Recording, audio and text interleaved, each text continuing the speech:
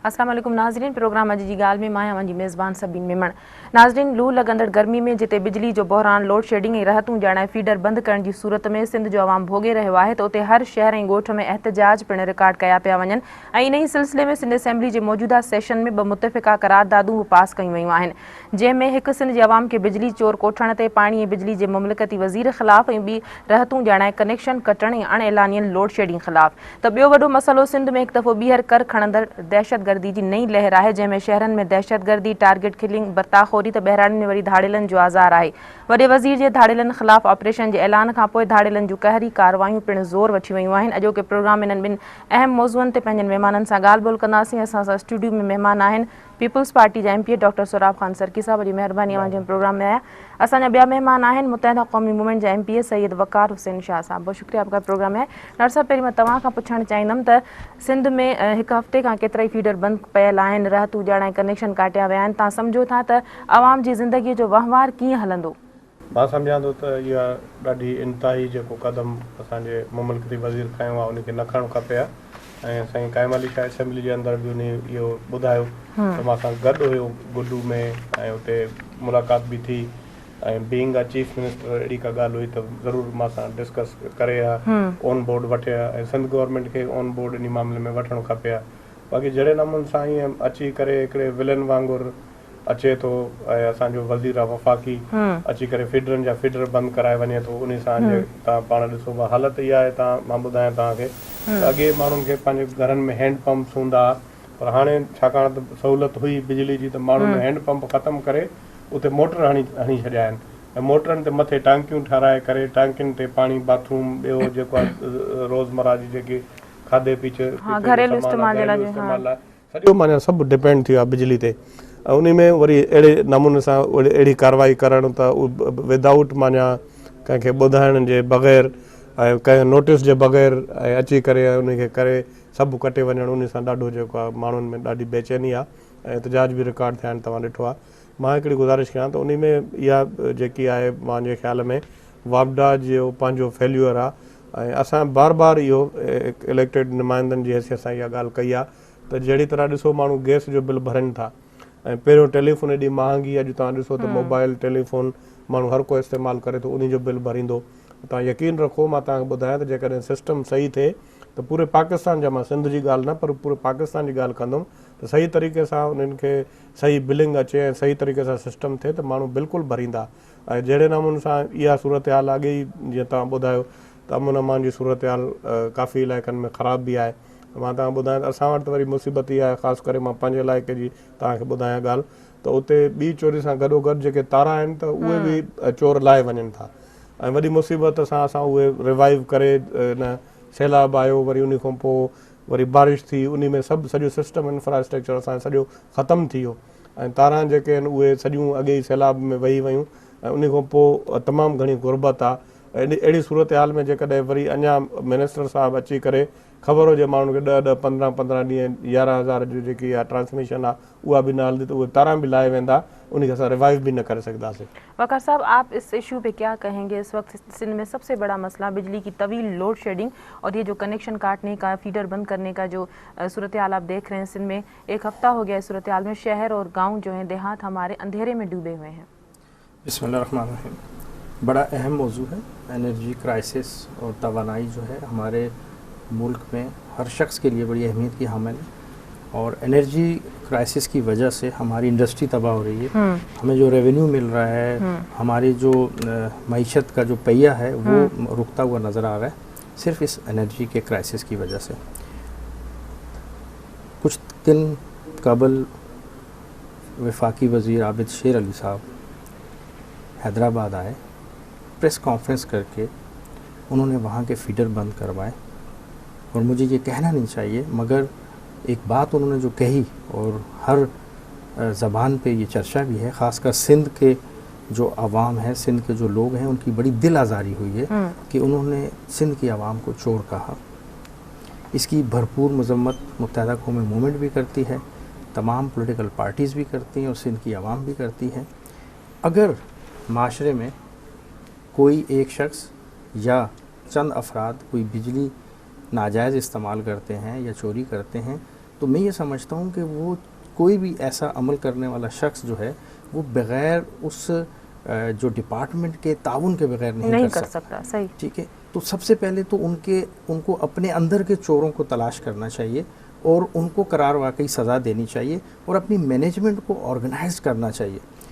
ہم اس سندھ میں بہت سارے ایسے، میرے پاس گاڑی میں فائل پڑی ہے، میں لے کے نہیں آیا، کنڈے پہ بل آ رہے ہیں لوگوں کے، اور کچھ علاقے ایسے ہیں کہ جو بجلی کے محکمے کے اہلکار ہیں ان کے ساتھ مل کے ایک مافیا ایک بنی ہوئی ہے جو کہ ان سے منتھلی لیتی ہے اور کوئی بل ان کو نہیں آتا، نہ کنڈے کا آتا ہے نہ کچھ، اور سرکار کے اکاؤنٹ میں پیسے یا محکمے کے اکاؤنٹ میں نہیں جاتے. تو سب سے پہلے تو ہمارے وفاقی وزیر کو اپنے محکمے کو اگر درست کر لیں، اس کے جو خد و خال ہیں ان کو درست کریں اور وہاں سے سسٹم کو ٹھیک کریں، تو میں یہ سمجھتا ہوں کہ پاکستان کا ہر شہری بل بھی دینا چاہتا ہے مگر وہ فیسلٹیز بھی چاہتا ہے، بل بھی دینا چاہتا ہے اور اس کرائسس سے نکلنا بھی چاہتا ہے. تو یہ فیڈر بند کر دینا، بجلی کاٹ دینا، یہ مسئلے کا حل نہیں ہے. ان کا تو یہ کام تھا کہ وہ وفاقی وزیر کی حیثیت سے ایسے اقدامات کرتے، ایسے ہنگامی بنیادوں پہ اقدامات کرتے جس سے عوام فیسلیٹ ہوتی ہے. 100% نہ ہوتی، 10-20% ہوتی، کچھ تو ہوتی، مگر بجائے اس کے کہ وہ کچھ پازیٹیو اقدامات کرنے کے، وہ بجلی کاٹنا اور پھر کبھی وہ KPK میں جا کے لوگوں کو کہتے ہیں کہ آپ چور ہیں، کبھی وہ سندھ کے لوگوں کو، پھر بلوچستان، اور میرے خیال سے پنجاب کی طرف ان کا رخ نہیں ہے. پنجاب ایک بڑا صوبہ ہے، آبادی کے لحاظ سے بھی سب سے بڑا صوبہ ہے ہمارا، وہاں آبادی بھی ہے، انڈسٹری بھی ہے.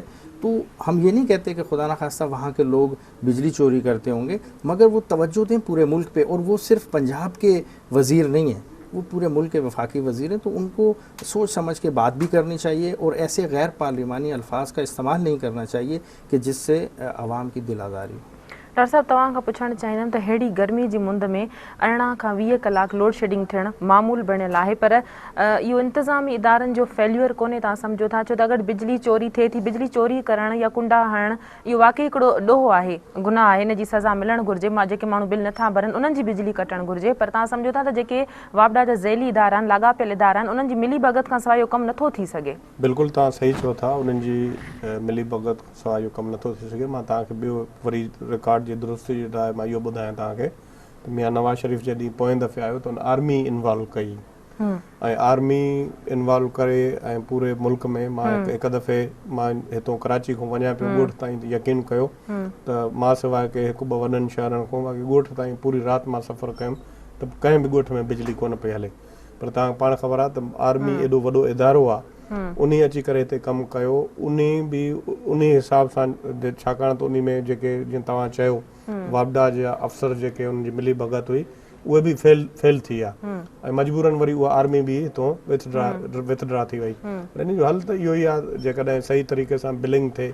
ऐं मां काफ़ी साल अॻे, घणनि साल अॻे न पर काफ़ी सालनि खां वठी मां तव्हांखे ॿुधायां त हिननि जो वापडा वारनि जो को अहिड़ो मैकेनिज़म ई कोन्हे को अची करे उन्हनि जो मीटर रीडर अची करे ॻोठ में को चेक करे त कहिड़ो मीटर हले थो, कहिड़ो बंदि आहे, या उन्हनि जी अची करे का जेकी उन्हनि जी हलंदो आहे मीटर, उन्हनि जी का चेकिंग करे, या महीने में जेको उन्हनि जो मीटर केतिरो हलियो केतिरो न, उन्हनि जी का रिपोर्ट ॾे. हे सॼो इहो माना फेल्यूअर आहे पूरो उन्हनि जो वापडा जो. ऐं असां इहा ॻाल्हि सिंध असेंबली में मां इहा ॻाल्हि कई, सरदार अमन बि इहा ॻाल्हि कई, मां बि इहा ॻाल्हि कई त वाटर एंड पावर अथॉरिटी इहा जॾहिं पाकिस्तान ठहियो, अथॉरिटी तॾहिं हूंदी आहे जॾहिं का नई का शइ एस्टेब्लिश कई वञे. हाणे पाकिस्तान खे ठहे बि 7-8 साल थी विया आहिनि. हाणे असां त इहा डिमांड कई आहे सिंध असेंबली त महिरबानी करे तव्हां वापडा पंहिंजा सभु छॾियो, वापडा तव्हां पंहिंजनि सूबनि एनर्जी क्राइसिस पाण सूबा वधीक बहितर तरीक़े सां हैंडल कंदा ऐं वापडा खे ख़तमु करे असांखे ॾियो, असां पाण सूबो इन खे हलाईंदासीं. ऐं असां तव्हां पंजाब इलेक्ट्रिक सप्लाई करे छॾियो, असां सिंध इलेक्ट्रिक सप्लाई करे छॾियूं, ऐं जंहिं सूबे खे वठणी हूंदी कंहिंखो त ज़रूरत पएसि त उन खां पैसनि ते वठी वठे. ऐं तव्हां ख़बर आहे त जीअं अहिड़ी कॾहिं क्राइसिस थींदी आहे हिन जी कणिक जी थींदी आहे त कॾहिं पंजाब असांखां वठंदो आहे, असां पंजाब खे ॾींदा आहियूं. इहो थींदो आहे, इहो अहिड़ो को मसइलो कोन्हे. पर जहिड़े नमूने सां इहो मिनिस्टर साहिबु हैंडल करे थो ऐं जेके ज़बान इस्तेमालु करे थो ऐं जहिड़े नमूने सां अची करे हिते इहे फीडर बंदि कराया अथई. ॿी ॻाल्हि इहा आहे त टाइमिंग बि ॾाढी ग़लति आहे, इहो मां तव्हांखे ॿुधायां. एॾी वॾी गर्मी आहे ऐं हिन वक़्तु बि 46 बीठी आहे सेंटीग्रेड, ऐं उन खां पोइ तव्हां ख़बर आहे त 52 ताईं जेकाबाद में वेंदी आहे ऐं इन सूरत हाल में अचे पाण 3 ॾींहं अची करे उते जेकाबाद में किथां रहे त ख़बर पए त छा हालत आहे। पर डॉक्टर साहब सिंध हुकूमत जा नुमाइंदा बि इन मामले खे सियासी रंग ॾियण जी कोशिश करे रहिया आहिनि, इंतकामी कार्रवाई चई न ते सियासी बयानबाज़ी न पई कई वञे, तव्हां सम्झो न मां हिकिड़ी गुज़ारिश कयां त इन में सिर्फ़ु पीपल्स पार्टी न पर नून लीग वारनि मां मुख़्तलिफ़ प्रोग्राम में वञा थो जेके नून लीग वारा उहे बि मजबूर थी पिया आहिनि, जेके नून लीग जा पंहिंजा उहिदेदार आहिनि उहे बि मतिलबु चवनि था त इहो ग़लति थिए थो, जेके उन्हनि जा उहिदेदार आहिनि नून लीग जा। ऐं असांजो जेको पहिरियों रेज़ोल्यूशन आयो उन जो इरफानुल्लाह मुरवत नून लीग उन असांजी हिमायत कई, असेंबली में बि उन इरफानुल्लाह मुरवत इहो चयो त क़ाइम अली शाह सरबराही करे त असां उन सां गॾु हूंदासीं। मां हिकिड़ी ॻाल्हि ॿुधायां त हे जेन्युइन मसइलो आहे, उन में सियासत जी ॻाल्हि ई कोन्हे, असां त पाण परेशान आहियूं। हाणे हितो थी करे मोबाइल असां जेकॾहिं खोलींदासीं त ॻोठ टेलीफोन ईंदी, उहे त ईअं नथा सोचनि त मसइलो छा आहे, कंहिं अची बंदि कयो आहे, उहे असांखे चवनि था त बिजली बंदि आहे, महिरबानी करे तव्हां बिजली खोलाइजो। ऐं उन इहा जेकी सूरत हाल आहे इहा क्राइसिस अॻे बि हुया, पोइ पाकिस्तान पीपल्स पार्टी जे दौर में बि हुयो, तव्हां पाण ॾिठो त अॻे बि वफ़ाक़ी वज़ीर आहे, स्टेट मिनिस्टर आहे, कंहिं बि लोड शेडिंग हिकिड़ी पंहिंजी जाइ ते उहा हिकिड़ो आहे जेन्युइन एनर्जी क्राइसिस आहे, मुंहिंजे भाउ शाह साहब बि चयो, पर मतिलबु इहा त तव्हां पूरा फीडरनि जा फीडर बंदि करे छॾियो। वकार साहब, डॉक्टर साहब की बात पे मैं आपसे एक सवाल करना चाहूँगी कि पीपल्स पार्टी की जो पिछले 5 साल की दौरे हुकूमत का जायज़ा लें तो वफाक में पीपल्स पार्टी की हुकूमत थी तो पंजाब इस तरह एहतजाज करता रहता था कि हाय हमारी बिजली बंद कर दी गई है, लेकिन वफाक की तरफ से ये जवाब आता था कि बिजली है ही नहीं, लोड शेडिंग तो होगी। अब आप समझते हैं कि वफाक में जब पंजाब की हुकूमत है, मियाँ साहब की हुकूमत है, तो फिर सिंध में बिजली बंद की गई है। आम तरह लोगों में या जो सियासी पार्टियाँ उनमें यही तासुर जा रहा है कि पिछले 5 साल वाली कहानी दोहराई जा रही है। देखिए जी, हम नहीं समझते कि ये वो कहानी दोहराई जा रही है। देखिए एनर्जी क्राइसिस तो है, पूरे मुल्क में है, और लेकिन फीडर बंद करने का या कनेक्शन काटने का ये तो कोई तरीका, ये हल नहीं है। ये हल नहीं। देखिए पंजाब में भी लोड शेडिंग हो रही है, वहाँ की आवाम भी बिलबिला रही है, और मगर जो फेडरल मिनिस्टर ने जो इकदाम किया ना, वो मतलब मैंने पहले भी बताया कि गैर आइनी गैर अखलाकी है। देखें क्राइसिस से सब गुजर रहे हैं, हम आप आवाम सब गुजर रहे हैं। मैंने बताया कि लोगों को पर्सनल प्रॉब्लम भी है, यहाँ मईशत हमारी तबाह हो रही है, बहुत सारे मामले, बेरोजगारी, कारखाने मिलें बंद हो गई हैं, होम इंडस्ट्रीज बंद हो रही हैं, छोटे छोटे घरेलू सनतें जो हैं वो बंद पानी हो रही हैं। का बहरान सबसे ज्यादा इस गर्मी में। जी बिल्कुल, बिजली देखें ना, बिजली की वजह से जैसे सिरकी साहब ने फरमाया कि लोगों ने मोटरें रखी हैं, पहले हैंडपंप पे गुजारा होता था, अब वो पानी भी जो है हमारी जो मेन सप्लाई है, अब जैसे हम कराची एक बड़ा शहर है, यहीं की हम एक मिसाल दें कि धाबेजी पंपिंग स्टेशन से हमें लाखों गैलन जो है पानी की सप्लाई होती है। अब वहाँ अगर 2 घंटे भी बिजली नहीं होती तो होता ये कि पूरा शहर डिस्टर्ब हो जाता है, फिर रिकवरी नहीं होती। वो जो 2 घंटे शॉर्टफॉल हो गया पानी का, वो फिर उसको कवर करते करते 20 दिन लग जाते हैं। फिर बीच में कोई शॉर्टफॉल आ गया, कोई जो हमारे वहाँ पे फीडर हैं वो कोई ट्रिप कर गए या बंद कर दिए गए, तो उनका जो इकदाम था फेडरल मिनिस्टर का वो तो बिल्कुल ही गलत था। अब अगर वो उसको कोई इंतकामी उनके जहन में बात है तो वो बेहतर समझते हैं, मगर हम ये समझते हैं कि ये पाकिस्तान हम सब का है, इसमें रहने वाले चाहे वो कराची के साहिल से लेके और गिलगित अस्कदू तक रहने वाले तमाम अक़वाम के लोग इस मुल्क के बासी हैं, उनके तमाम के हुकूक भी इक्वल हैं। तो जो फेडरल मिनिस्ट्री उनको दी इसीलिए गई, उनको पंजाब की मिनिस्ट्री नहीं दी गई थी, तो उनका ये काम है कि वो मसावात कायम करें, वो एक नज़र से देखें, चाहे वो पंजाब हो, सिंध हो, बलूचिस्तान हो या KP के हो। तो ये एक उनकी जिम्मेदारी बनती है, इखलाकी भी और आइनी भी। अब अगर उससे वो मुबर्रा हो जाते हैं, वो अपने आप से बाहर होकर कोई इकदाम करते हैं, तो ये गलत है। डॉक्टर साहब, वॾे वज़ीर जो बयान आयो आहे इन हद ताईं त बिजली जेके माण्हू कटनि था उन्हनि ख़िलाफ़ कार्रवाई करे सघूं था, उन्हनि खे असां गिरफ़्तार बि करे सघूं था, पोइ बयान जे हद ताईं छो आहे, इन ते अमली तरह छो नथो अमल कयो वञे? वाक़ई जेकॾहिं बिजली कटणु गैर क़ानूनी आहे, ग़लति आहे, कंहिं बि सूबे में अची इन तरह सां बग़ैर नोटिस ॾियण जे?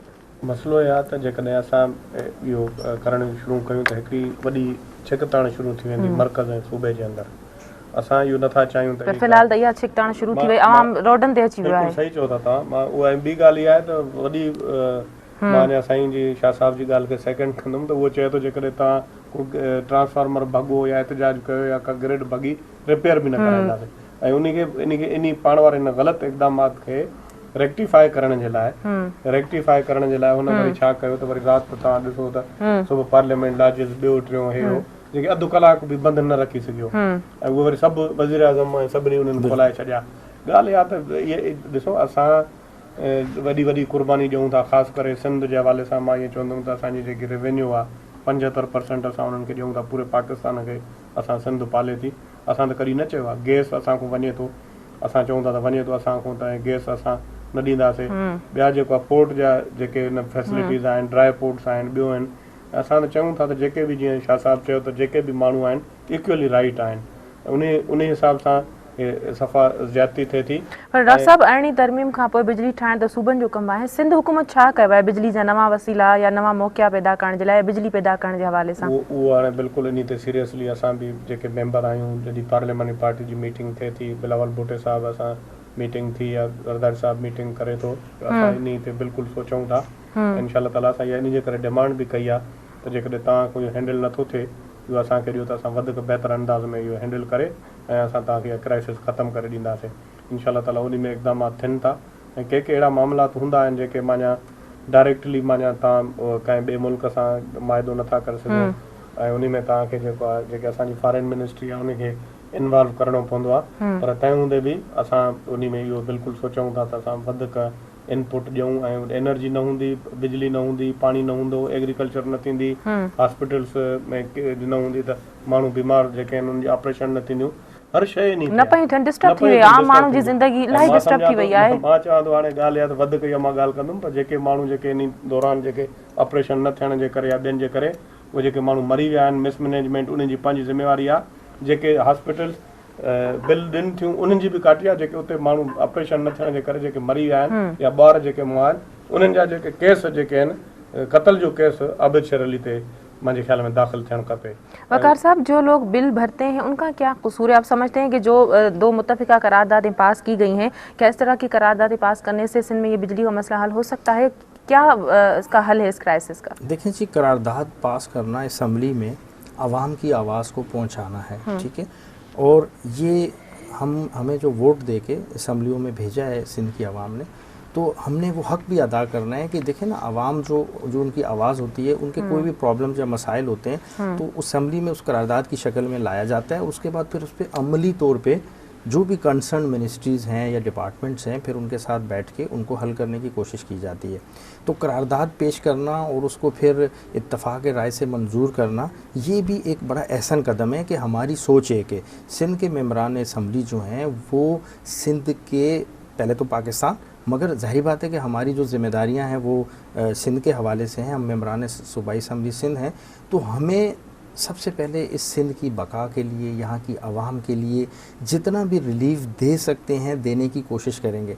जैसे अभी सिक्की साहब ने कहा कि हम लोग अब मिल बैठ के, आपने इनसे सवाल किया था कि आने वाले वक्तों में या इस वक्त आप क्या कर सकते हैं। देखें जी, हमें अपने पाँव पे खुद खड़ा होना पड़ेगा, हमें वफाक की तरफ नहीं देखना पड़ेगा, ना हमें पंजाब, बलूचिस्तान या KPK की तरफ देखने की ज़रूरत है। हमारे इस सिंध में अल्लाह ताला ने बेपनाह वसाइल दिए हैं, बेपनाह। अगर उसको हम काउंट करना शुरू कर दें तो मैं ये समझता हूँ कि ये आपके प्रोग्राम का टाइम भी ख़त्म हो जाएगा, लेकिन हम फ़ायदा नहीं उठा रहे। मैं उसी तरफ आता हूँ कि जैसे कि मैंने एक बात बताई थी कि हमारे इस मुल्क में ये अलमिया रहा कि हम लोगों ने आने वाले वक्त की प्लानिंग 50 साल या 100 साल के हिसाब से नहीं की।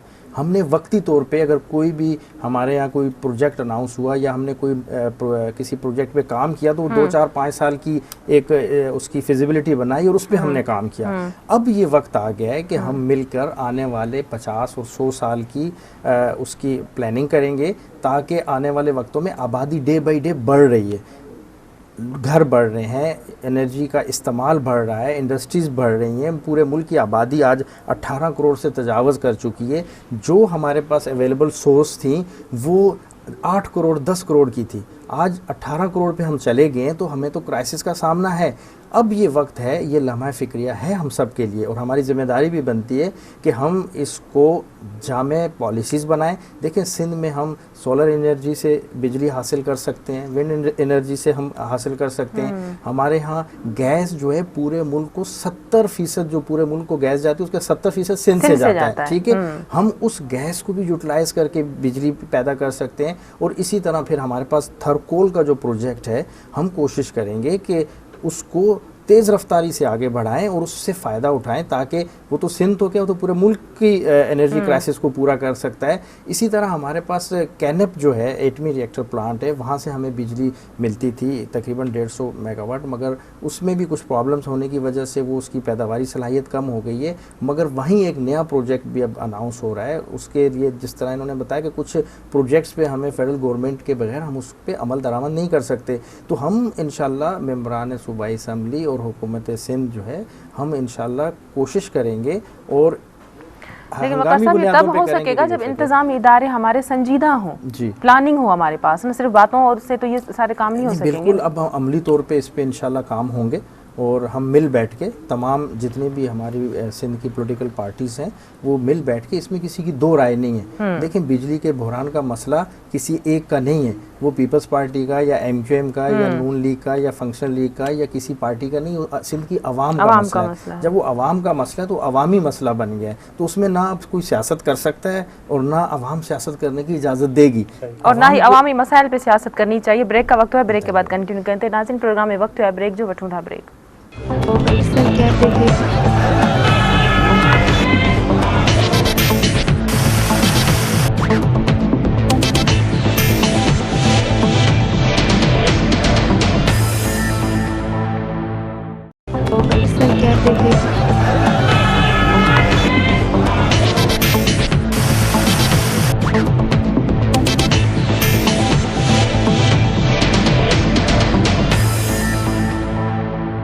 वेलकम बैक नाज़रीन। डॉक्टर साहब, कराची में दहशत गर्दी जी निकड़ी नई लहर उभरी है, बम धमाका, टारगेट किलिंग जो वारदातूं तव्हां सम्झो था त कराची में दहशत गर्दनि ख़िलाफ़ टारगेटेड ऑपरेशन भी हले पियो, पुलिस रेंजर्स हाई अलर्ट भी आहे। हाणे तव्हां कीअं था ॾिसो, सूरत हाल में का बहितरी नज़र छो नथी अचे? एक्चुअली मसलो इहो आहे त तव्हां पाण ॾिसो था, असां शुरू खां वठी पाकिस्तान पीपल्स पार्टी हुजे, MQM हुजे, इवन ये जेके पार्टियूं आहिनि, जॾहिं इलेक्शन हुई त इलेक्शन में इन्हनि जी जेके क़यादत हुई, उहे जेके बि अल्ताफ़ भाई ॿाहिरि वेठो, पर असांजी जेकी क़यादत हुई उहे जलसा बि कोन करे सघिया। इन बुनियाद ते त जेके टेररिस्ट आहिनि उहे धमाका करे ऐं माण्हुनि खे शहीद न करनि, अहिड़ियूं रिपोर्ट्स हुयूं। ऐं बिल्कुलु इहे पार्टियुनि ॿाहिरि निकिरी करे पंहिंजी इलेक्शन कैंपेन बि न हलाए सघिया, जंहिंजो असांखे पाकिस्तान पीपल्स पार्टी खे पंजाब में बि तमामु घणो नुक़सानु थियो।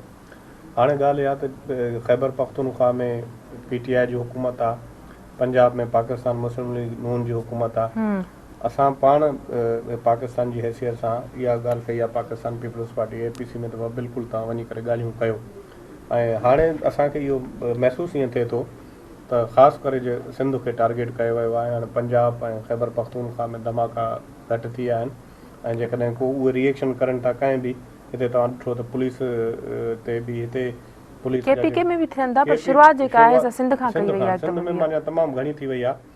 ऐं उन जो इहो आहे त जेके मुल्क जेको आहे ग़ैर मामूली सूरत हाल खां गुज़रे थो, जंगी सूरत हाल आहे, ऐं उन में तव्हां पाण ॾिसो था त हाणे बि जेके आहिनि असांजा पुलिस वारा बि शहीद कया विया आहिनि। उन में पूरी कोशिशि कई वञे थी, पर उहा पूरे माना पेनिट्रेट आहिनि, पूरो ख़ासि करे जेको आहे कराची जेको आहे पूरो वॾो शहर आहे, पूरो मिनी पाकिस्तान आहे। पर डॉक्टर साहब, बम धमाकनि खे त चौधरी निसार साहब बि चयो त असां नथा रोके सघूं आपघाती बमबार खे, जॾहिं उहो अचे थो ई पाण खे उॾाए छॾे थो, पर जेके नंढियूं नंढियूं ॾोही वारदातूं आहिनि, टारगेट किलिंग असां वटि ख़ासि करे हिकिड़ो वॾो मसइलो आहे। शहर जी मसरूफ़ शाहराहनि ते बि टारगेट करे माण्हुनि खे मारियो वञे थो, ऐं आराम सां जेके आहिनि से ॾोहारी फरार बि थी वञनि था। असां वटि कैमरा लॻल आहिनि, उहे बि पोइ बेलाप साबित था थियनि, उन्हनि मां हासिलु कयल फुटेजिस बि असांखे के नतीजो नथियूं ॾेई सघनि, न ॾोहारी खे पकड़ण में, न उन्हनि खे साम्हूं आणण में। पुलिस जेकॾहिं सूरत हाल इहा आहे त पुलिस खे ख़बर नथी पए, वेझे थाणे जी इन तरह जूं वारदातूं थियनि थियूं, त इहा शइ छो न बहितर थी सघी आहे नंढे पैमाने ते अगरि असां ॻाल्हि कयूं? मां हिकिड़ी ॻाल्हि ॿुधायां त इन में असां हाणे MQM सां असांजो मतिलबु पाण में ठाह थियो आहे, ऐं जुदा बि रहियासीं, गॾु बि रहियासीं। मुंहिंजे ख्याल में MQM सां गॾु आई आहे, उन में काफ़ी बहितरी ईंदी, छाकाणि त जेके मूंखे मुंहिंजी जेकी बहितरी कीअं ईंदी? MQM त इन में मुलविस न आहे न। थोरो मां तव्हांखे ॿुधायां, उहा ईअं ईंदी त हाणे जेकी मुंहिंजी कॉन्स्टिट्यूएंसी आहे PS 15, उते मूंखे ख़बर आहे त बाबा केरु जेको आहे आदि ॾोहारी आहे, केरु चोर आहे, केरु शरीफ़ आहे।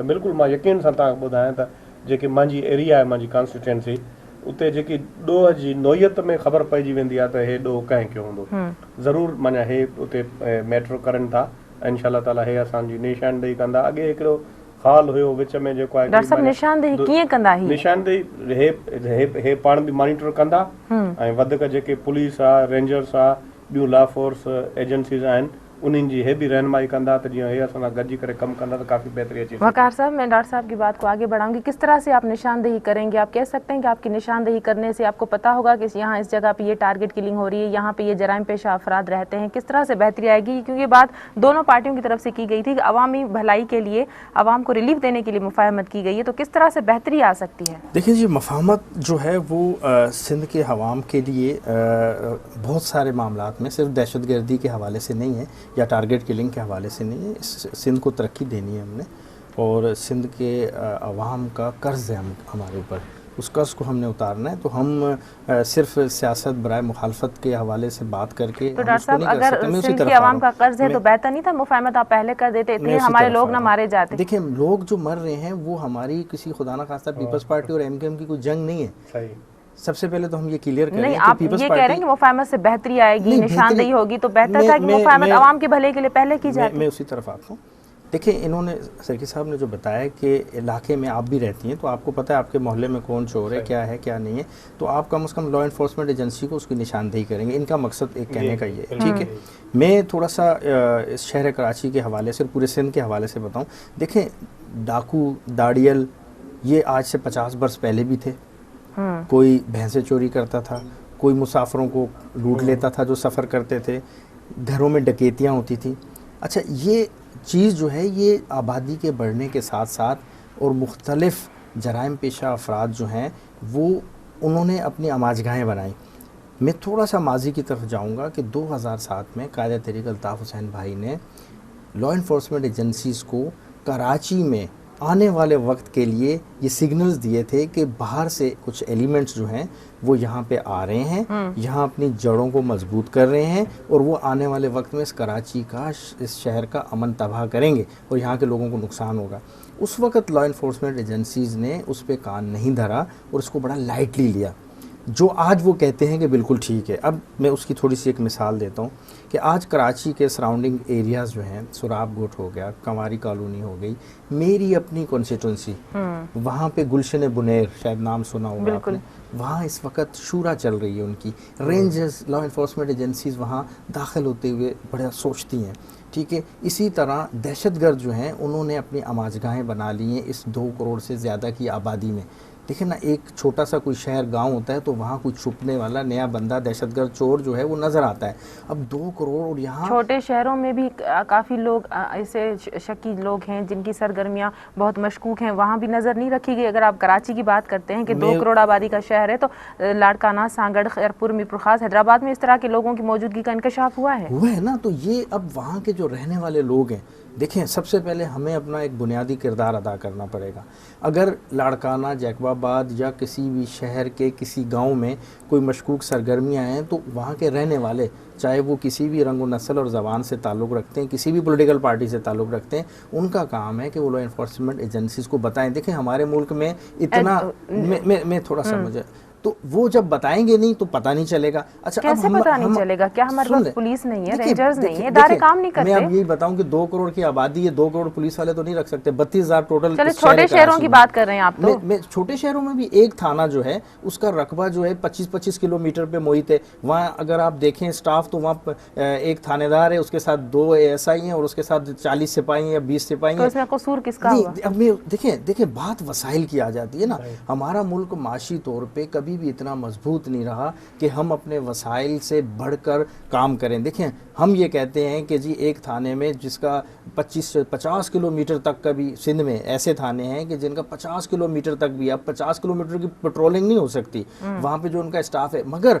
हमें इस चीज़ को ठीक करना है। अब हम ये बुनियाद बना लेंगे जी 50 किलोमीटर में कुछ नहीं कर सकते, मगर हमारा ये फ़र्ज़ बनता है कि लॉ इन्फोर्समेंट एजेंसीज़ को मजबूत करें। आज भी असम्बली में जब बात हुई तो मैंने ये कहा 38 अरब रुपए जो है रिलीज़ फंड रखा गया था, तो उसमें से 18 अरब खर्च हुए हैं। मैंने कहा 10 अरब क्यों नहीं खर्च किए? करने चाहिए, उसको क्यों रखा हुआ है? उसको फौरी खर्च करें ताकि हमारे जो लॉ इन्फोर्समेंट के, खासकर पुलिस के जो हैं, उनको बुलेट प्रूफ जैकेटें दी जाएं, उनको अच्छे हथियार दिए जाएं, अच्छी गाड़ियां दी जाएं, उनके डीजल के मामलात को ठीक किया जाए, उनको सपोर्ट की जाए। उसके लिए तो सीएम साहब ने कहा है ना कि जून तक जो उनके लिए बजट मुख्तस की गई थी वो यूटिलाइज कर लें। वो जी इंशाल्लाह वो यूटिलाइज होगा ना। अब ये बेहतरी की तरफ शफाफ तरीके से यूटिलाइज हो सकेगा। आप समझ रहे हैं कि बाकी 2 महीने हमारे पास हैं। देखिए अगर शफाफ तरीके से यूटिलाइज हो तो तो जो 25-25 किलोमीटर का आप बता रहे हैं डिस्टेंस, तो कम से कम जो वसाइल हम हासिल कर सकेंगे वो तो सही इस्तेमाल हो सके ना। बिल्कुल होना चाहिए, और हमारा ये काम भी है कि हम उस पर नज़र रखें। शफाफियत पे हमें इसीलिए असम्बलियों में भेजा गया है कि हम उस पर नज़र भी रखें, और हमारी कोशिश होगी कि इंशाअल्लाह जो भी बजट जिस काम के लिए मुख्तस किया गया है, जिस पे आज डिबेट भी हुई असम्बली में, तो वो वहीं पे इस्तेमाल हो। तो हमारी कोशिश होगी, हम नज़र भी रखे हुए हैं। अब दूसरी बात में जो अहम बात की तरफ आता हूँ कि आप पंजाब के और KPK के अखबारात, वहाँ के लोकल अखबारात उठाएं, वहाँ डकैतियाँ होती हैं, छोटी छोटी बातों पे कत्ल हो जाते हैं, ख़ानदान के 10-10, 20-20 अफराद मार दिए जाते हैं, टारगेट किलिंग वहाँ भी होती है। मैं आपको एक छोटा सा वाक़या इस कराची के हवाले से 4 दिन पहले का बताता हूँ।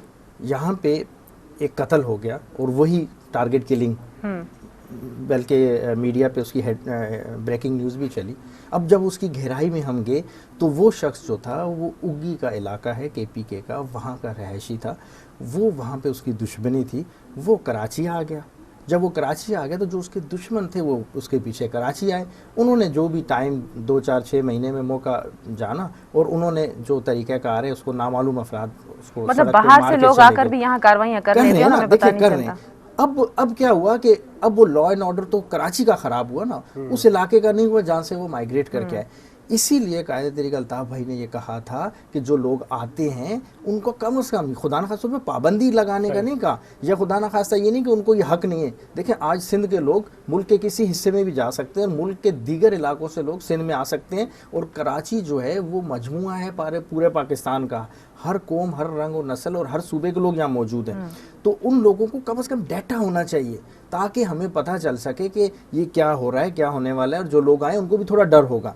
तो इस कराची शहर के साथ और सिंध के साथ थोड़ा सा बिलूमूमन जो हालात और वाक़यात चल रहे हैं वो मतलब कोई अचानक नहीं हुए। वकार साहब, यहाँ तो बाहर से आए लोगों की आबादियाँ बन जाती हैं, उनकी कॉलोनियाँ बनी हुई हैं, उनके कारोबार शुरू हो जाते हैं, तो पता नहीं चलता। इतनी बड़ी आबादी में वो रहते हैं फिर भी पता नहीं चलता, तो किस तरह से पता चल जाता है? शफाफियत नहीं है हमारे यहाँ। डॉक्टर साहब, तव्हां खां पुछणु चाहींदमि त शहरनि में त दहशतगर्दी जे हवाले सां असां ॻाल्हायोसीं, वकार साहब बि ॻाल्हायो। बहिराड़ियुनि में जेको धाड़ेलनि जो आज़ार आहे, वॾे वज़ीर जे ऐलान खां पोइ धाड़ेलनि जूं कहरी कार्रवाइयूं अञा वधी वियूं आहिनि, मासूम ॿारनि खे बि अगवा कयो वञे थो, इन ते तव्हां छा चवंदा? मां इन ते इहो चवंदुमि त जेके धाड़ेल आहिनि उन्हनि जे ख़िलाफ़ु सख़्तु कार्रवाई थियणु खपे, ऐं विदाउट एनी डिस्क्रिमिनेशन उन्हनि जे ख़िलाफ़ु एक्शन थियणु खपे। ऐं उहो एॾो मुंहिंजे ख़्याल में मसइलो हे आहे, तव्हांखे ॿुधायां त जीअं साईं शाह साहब बि चयो त एरियाज़ तमामु वॾा आहिनि, ऐं हाणे काफ़ी बजट रखियो वियो आहे। उन में जेकॾहिं इक्विपमेंट वधीक अचनि ऐं वधीक पुलिस खे माण्हू लेस करे, ऐं मुंहिंजो जेको ज़ाती ख़्यालु आहे त उहो इहो आहे त इहो तॾहिं ख़तमु थींदो त उन्हनि जे ख़िलाफ़ु जेको पॉइंट आउट करे जेके एरियाज़ आहिनि, ख़ासि करे 2-4 एरिया आहिनि अंदरूनी सिंध जिते माना अहिड़े क़िस्म जी सूरत हाल आहे, उन में वॾे वॾो जेको मुसीबत इहा आहे त उन में जेके ट्राइबल जेके जहिड़ा आहिनि क़बाइली, ऐं मां सम्झां थो त उन खे वरी जेकी आहे हुकूमत सिंध या जेकी बि मर्कज़ी हुकूमत उन ट्राइबल जहिड़नि में जेको को मर्डर थिए थो त उन खे को ॾोह ई नथा सम्झनि, जेको मां सम्झां थो ग़लति आहे। ऐं मथे बि इहा रिपोर्ट ॾियनि था त हे त पाण में हिननि जो जहिड़ो, पर उन में इहो थियणु खपे त सख़्तु कार्रवाई थियणु खपे। डॉक्टर साहब, वॾे वज़ीर इहो बि चयो आहे त धाड़ेलनि खे पनाह ॾींदड़, उन्हनि जी सरपरस्ती कंदड़ बासर माण्हुनि ख़िलाफ़ बि कार्रवाई थींदी। तव्हां सम्झो था वाक़ई कार्रवाई थी सघंदी? कार्रवाई ॾिसो न, मां हिकिड़ी ॻाल्हि ॿुधायां, कार्रवाई बिल्कुलु थी सघे थी। ऐं तव्हां पाण IG सिंध, तव्हां पाण ॾिठो त IG सिंध इहा ॻाल्हि कई, मां इन TV चैनल ते ॾिठुमि त उन में ब्लैक शीप पंहिंजे उन डिपार्टमेंट में बि आहिनि। जेकॾहिं को वॾेरो कंहिं शइ में इन्वॉल्व आहे त उन जे ख़िलाफ़ बि कार्रवाई थियणु खपे, ऐं माना बग़ैर तफ़रीक़ जे थियणु खपे ऐं सख़्ती सां थियणु खपे। ऐं उहो बिल्कुलु उहा जेकॾहिं मुंहिंजे ख़्याल में सही नमूने सां कार्रवाई थिए त 8-10 ॾींहं बि वॾा आहिनि, अमन अमान बहितर थी वेंदो। डॉक्टर साहब, वकार साहब, मैं आपसे पूछना चाहूँगी आखिरी सवाल का जवाब। हमारे यहाँ जब भी कोई इशू, कोई मामला, कोई मसला, अवामी मसला बहरान की कैफियत इख्तियार कर लेता है, आवाम सड़कों पे आ जाते हैं, तो फिर हुकूमत जो है कोई स्टैंड लेती है, कोई बयानबाजी होती है। थर का मामला आप देख लें, सिंध में धाड़ेल कल्चर आप देख लें, तो पहले क्यों नहीं, वक्त से पहले क्यों नहीं किया जाता? अगर 1-2 इस तरह की रिपोर्ट्स होती हैं या इस तरह की शिकायतें होती हैं तो वक्त से पहले उसका अजाला क्यों नहीं किया जाता? अब जैसे बिजली की लोड शेडिंग का मामला है या बिल ना भरने, कनेक्शन काटने का मामला है, तो ये पहले से इस सारी जो इदारों की जो काम है उनकी शफाफियत पे नज़र क्यों नहीं रखी जाती, ताकि उनका नतीजा ये कि एकदम से मलबा आके आवाम पे गिरता है? बिल्कुल आप दुरुस्त फरमा रही है, और मैंने आपसे शुरू में ये कहा था कि हमने प्लानिंग नहीं की ना, ٹھیک ہے، ہم نے آنے والے وقتوں کی 50 سال کی، 70 سال کی، اب 100 آپ سال کی حکومت پلاننگ کے ساتھ اتحادی ہیں تو آپ سمجھتے ہیں کہ ان معاملات میں کوئی پلاننگ کی جائے گی؟ آپ حکومت کو کوئی مشورہ دیں گے، مل کے کام کریں گے؟ بالکل، ہم نے مل جل کر اس سندھ کے عوام کے تمام مسائل، چاہے وہ دہشت گردی ہے، ٹارگٹ کلنگ ہے، انرجی کرائسس ہیں، تھر کے معاملات ہیں، اور جتنے بھی اس عوام سے ریلیٹڈ مسئلے ہیں، یہ ہمارا فرض بنتا ہے، اور ہم نے اس پہ انشاءاللہ تعالی مل جل کر نہ صرف پلاننگ کرنی ہے بلکہ عملی طور پہ اس پہ کام کرنا ہے، اور ہم نے ڈیلیور کرنا ہے۔ دیکھیں، اگر ہم ڈیلیور نہیں کر پائے تو پھر کل دوبارہ الیکشن ہوں گے، یہی عوام ہوں گی، تو پھر ظاہری بات ہے کہ اگر ہم ڈیلیور نہیں کر پائے تو پھر عوام تو ہمیں اسی طرح اسی نظر سے دیکھے گی، تو ہو سکتا ہے پھر ہم اسمبلیوں میں نہ ہو، کوئی اور لوگ ہوں، تو لہٰذا ہماری انشاءاللہ یہ کوشش ہوگی کہ ہم اس سندھ کی عوام کے ساتھ